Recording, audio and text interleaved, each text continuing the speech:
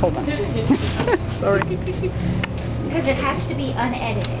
Okay, now we'll start. So we're all just like rock. Yeah, go ahead and start so the sound comes out. And I'm Diana. I'm doing the recording for Marilyse.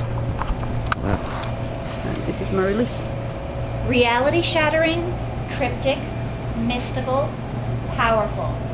These are the terms used to describe the movie What the Bleep Do We Know?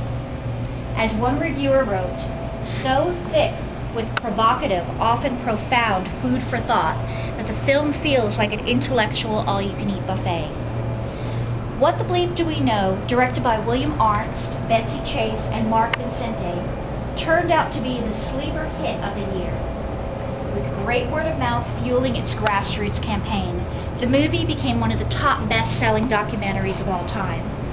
People were so inspired by this movie that eventually it got major distribution. When asked why he thought the movie hit such an audience, filmmaker Mark Vincente stated, "People are so tired of living this old reality they've been fed.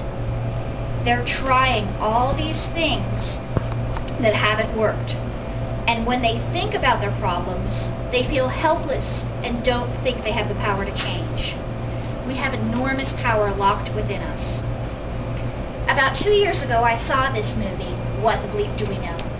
And never before have I been so motivated and inspired by a film. The premise of the film is that we are capable of achieving so much more than we do. It tries to answer the questions, why do we do the things that we do? Why do we act the way we do? And why do we consistently repeat the same mistakes over and over? It is a combination half documentary and half narrative story, which uses interviews with several scientists who have experience with quantum physics juxtaposed against the story of a woman who feels anger and victimization over her failed marriage. We watch her as she lives a day in her life. The movie uses animation to create hormonal reactions in the body, brain chemistry, and tries to meld God and philosophy into quantum physics. In preparation for this speech, I went online to investigate sources relating to the movie, and was very surprised by the things I learned. The three filmmakers are members of the cult of Ramtha, School of Enlightenment. This cult was started by the woman J.Z. Knight, who is in this movie, channeling Ramtha, a 35,000-year-old entity, who is a warrior spirit who fought against Atlantis. Two of the other experts are members of this cult. Several of the experts' backgrounds were discredited. Also, certain information bordered between fallacies and half-truths. Dr. John Hegelin conducted a controversial study in 1993 where he imported 4,000 practitioners of transcendental meditation to the Washington, D.C. area, where they meditated twice a day. He alleges that the crime rate decreased by 20%, when in fact there was no decrease. The crime rate was the same. Also, Dave Albert, a philosopher of physics at Columbia University and one of the scientists in the movies, says that he was outraged by the final cut and that his statements were edited and cut to the point where it appears he agrees with the theory that quantum mechanics is related to spirituality. So why do I still insist that people see this movie? Sometimes the best movies are fundamentally flawed. Even though this unconventional film is fractured, I think the spirit of the movie is more the message than the factual concreteness. Several of the facts are true about brain chemistry, and where the movie scores is it's building the evidence up in a somewhat empirical method so we can comprehend our level of personal control.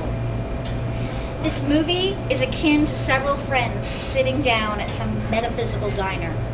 They are watching the waitress, the divorcee in the movie, and commenting and discussing amongst themselves a variety of topics, ranging from religion, quantum physics, addiction, and the power of our thought. Now, some of these people at this metaphysical table are crazy, but where this movie excels is that it promotes questioning, thinking, and possibilities. I don't understand quantum physics, but what I see are humans expressing their thoughts, trying to make sense of the world we live in, and questioning themselves and their responses and actions.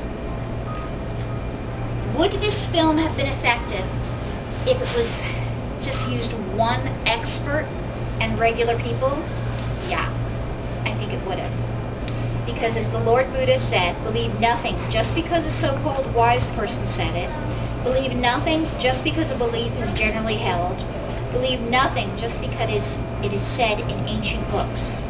Believe nothing just because it is said to be of divine origin. Believe nothing just because someone else believes it. Believe only what you yourself test and judge to be true.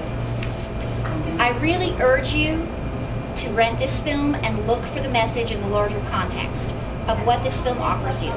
The possibility to see yourself as infinite.